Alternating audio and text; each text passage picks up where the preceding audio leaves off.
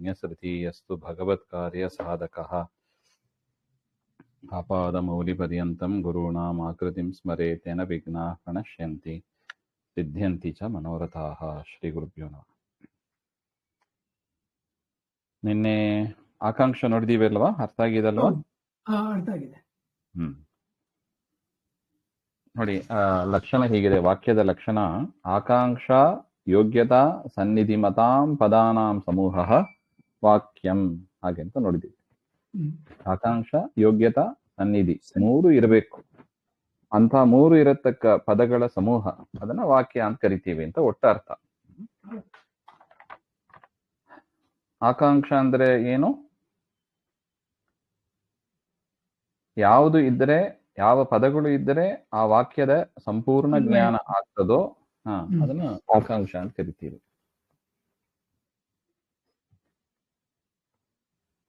ತ್ವಂ ಘಟಂ ಆನಯ, ನೀನು ಗಡಿಗೆಯನ್ನು ತಗೊಂಬಾ ಹಾಗೆ ಅಂತ ಹೇಳಿದ್ರೆ ಮಾತ್ರ ಅದು ಸಂಪೂರ್ಣವಾಗ್ತದೆ, ಇಲ್ಲದಿದ್ರೆ ಸರಿ ಹೋಗೋದಿಲ್ಲ ಅಂತ.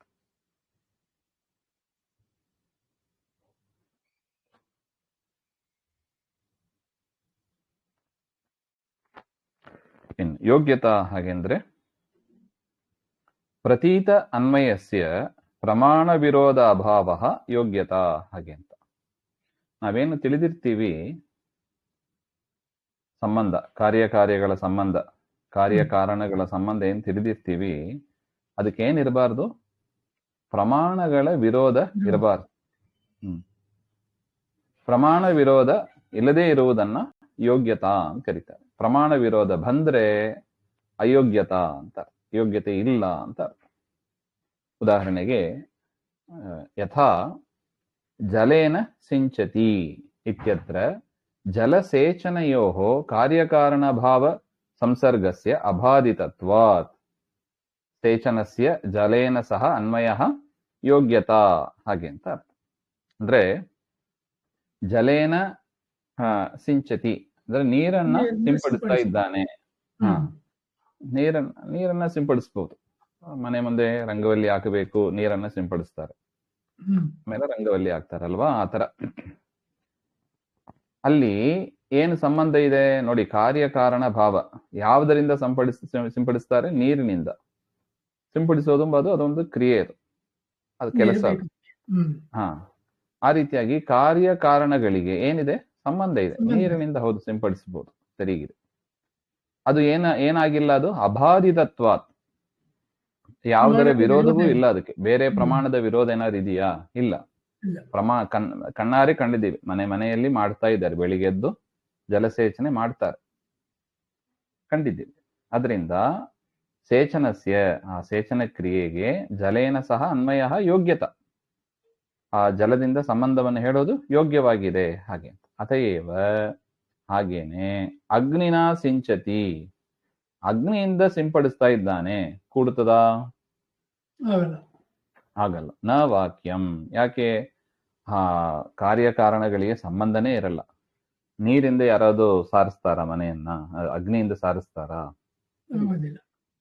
ನೀರಿನಿಂದ ಸಾರಿಸ್ತಾರೆ ಅಂತ ಹೇಳ್ಬೋದು. ಅಗ್ನಿಯಿಂದ ಸಾರಿಸಕ್ಕೆ ಪ್ರಮಾಣ ವಿರೋಧ ಬಂತು ನೋಡಿ, ಎಲ್ಲೂ ಕಂಡಿಲ್ಲ. ಅದರಿಂದ ಯೋಗ್ಯತಾ ಇಲ್ಲ. ಅಗ್ನಿಗೂ ಸಿಂಪಡಿಸುವ ಆ ಕ್ರಿಯೆಗೂ ಸಂಬಂಧ ಇಲ್ಲ, ಅದರಿಂದ ಯೋಗ್ಯತಾ ಇಲ್ಲ ಹಾಗೆ ಅಂತ ನೋಡಿ. ಪ್ರತೀತ ಅನ್ವಯಸ್ಯ ಪ್ರಮಾಣ ವಿರೋಧ ಅಭಾವ ಯೋಗ್ಯತಾ. ಬೇರೆ ಪ್ರಮಾಣಗಳ ವಿರೋಧ ಇರಬಾರ್ದು ಆ ಅನ್ವಯಕ್ಕೆ, ಆ ಸಂಬಂಧಕ್ಕೆ. ಹಂಗಿದ್ರೆ ಅದು ಯೋಗ್ಯತಾ ಇದೆ, ಯೋಗ್ಯವಾಗಿದೆ ಅಂತ ಅರ್ಥ. ಅದಿಲ್ಲದೆ ಇರೋದು ಯೋಗ್ಯತಾ ಇಲ್ಲದೆ ಇರೋದು. ನಹಿ ಅಗ್ನಿಸೇಚನೆಯೋ ಪರಸ್ಪರ ಅನ್ವಯ ಯೋಗ್ಯತಾ ಅಸ್ತಿ. ಅಗ್ನಿಗೂ ಸಿಂಪಡಿಸೋದಕ್ಕೂ ಪರಸ್ಪರ ಸಂಬಂಧ ಇರೋದಿಲ್ಲ ಹಾಗೆ. ಇದು ಯೋಗ್ಯತಾ ಎಂಬುದಕ್ಕೆ ಉದಾಹರಣೆ. ಅದರಿಂದ ಇಂಥ ಯೋಗ್ಯತೆಯಿಂದ ಕೂಡಿದ್ದಾಗಿ ಇರುವ ಪದಗಳ ಸಮೂಹ ವಾಕ್ಯ ಅಂತ ಅಲ್ಲಿಗೆ ಅನ್ವಯ. ಇನ್ನು ಮೂರನೆಯದು ಸನ್ನಿಧಿ ಹಾಗೆ ಅಂತ. ಅವಿಲಂಬೇನ ಉಚ್ಚರಿತತ್ವಂ ಸನ್ನಿಧಿ ಅಂದ್ರೆ ಗ್ಯಾಪ್ ಇಲ್ಲದೆ ಹೇಳೋದು ಅಂತ. ವಿಳಂಬ ಅಂದ್ರೆ ಲೇಟ್, ತಡೆ ಮಾಡೋದು ಅಂತ ಅರ್ಥ. ಅವಿಲಂಬ ಅಂದ್ರೆ ತಡೆ ಮಾಡದೇನೆ ಉಚ್ಚಾರಣೆ ಮಾಡೋದನ್ನ ಸನ್ನಿಧಿ ಅಂತ ಹೇಳ್ತಾರೆ.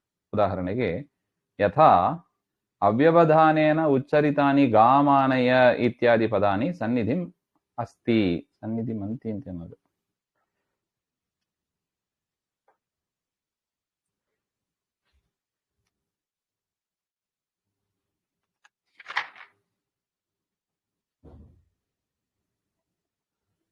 ಹಾ, ಸನ್ನಿಧಿ ಮಂತಿ.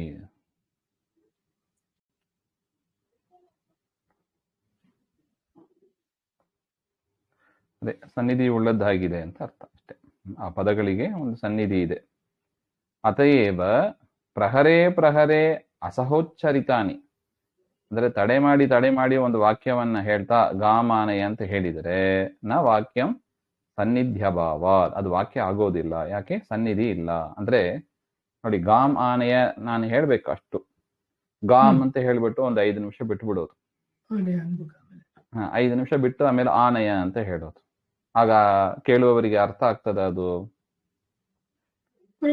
ವಾಕ್ಯದ ದೋಷನ ಅಥವಾ ವಾಕ್ಯವನ್ನ ಉಚ್ಚಾರ ಮಾಡೋವರ ದೋಷನ? ಆತರ ಸನ್ನಿಧಿ ವಿಳಂಬ ಮಾಡುವುದು. ನೋಡಿ, ವಾಕ್ಯ ಅದು ವಾಕ್ಯ ಉಚ್ಚಾರಣೆ ಮಾಡುವವರ ಅಧೀನದಲ್ಲಿ ತಾನೇ ಇದೆ ಅದು. ಹೌದು. ಸೊ ವಾಕ್ಯ ಉಚ್ಚಾರಣೆ ಮಾಡ್ಬೇಕಂದ್ರೆ ವಾಗೀಂದ್ರಿಯ ಬೇಕು. ವಾಗೀಂದ್ರಿಯ ಇರೋದು, ವಾಗೀಂದ್ರಿಯ ಯಾರಲ್ಲಿದೆಯೋ ಅವರು ಅಂತ ಅಷ್ಟರ್ಥ. ಅದರಿಂದ ಒಂದು ವಾಕ್ಯ ಅಂತ ಹೇಳಬೇಕು ಅಂದ್ರೆ ಪದಗಳ ಸಮೂಹ ಅಂತ ನಾವು ವಾಕ್ಯದ ಲಕ್ಷಣ ನೋಡ್ತಾ ಇದ್ದೀವಿ ನಾವು. ಸೊ ಪದಗಳ ಸಮೂಹ ಅಂತ ಆಗ್ಬೇಕು ಅಂದ್ರೆ ಪದಗಳು ಕಂಟಿನ್ಯೂಸ್ ಇರಬೇಕು ಅಥವಾ ದೂರ ದೂರ ಇದ್ರೆ ನಡೀತದೋ? ಕಂಟಿನ್ಯೂಸ್ ಆಗಿ ಹೇಳ್ಬೇಕು. ಹಾ, ಕಂಟಿನ್ಯೂಸ್ ಆಗಿ ಹೇಳ್ಬೇಕು. ಗಾಮ್ ಅಂತ ಹೇಳಿವಿ, ಒಂದು 5 ನಿಮಿಷ ಬಿಟ್ಟು ಆನಯ ಅಂತ ನಾನು ಹೇಳಿದರೆ ಕೇಳುವವರ ಗತಿ ಏನು? ಹಾಗೆ ಅಲ್ಲಿ ಏನೋ ಮೈನಸ್ ಆಗಿದೆ, ಸನ್ನಿಧಿ ಮೈನಸ್ ಆಗಿದೆ ಅಂತ ಅಭಿಪ್ರಾಯ. ಅದರಿಂದ ಒಂದು ವಾಕ್ಯ ಅಂತ ಆಗಬೇಕು, ಅದರಿಂದ 3 ಇರಬೇಕು: ಆಕಾಂಕ್ಷ, ಸನ್ನಿಧಿ, ಯೋಗ್ಯತೆ. ಈ 3 ಇರತಕ್ಕ ಪದಗಳ ಸಮೂಹವನ್ನ ವಾಕ್ಯ ಅಂತ ಹೇಳಿದ್ದು ಸರಿಗಿದೆ. ಹಾಗೆ ಅಂತ ಮುಂದಿನದ್ದು ಮತ್ತೆ ನೋಡೋಣ. ಶ್ರೀಮಧ್ವಾಂತರ್ಗತ ಶ್ರೀಕೃಷ್ಣ ಅರ್ಪಣ. ಶ್ರೀ ಹರೇ ನಮಃ.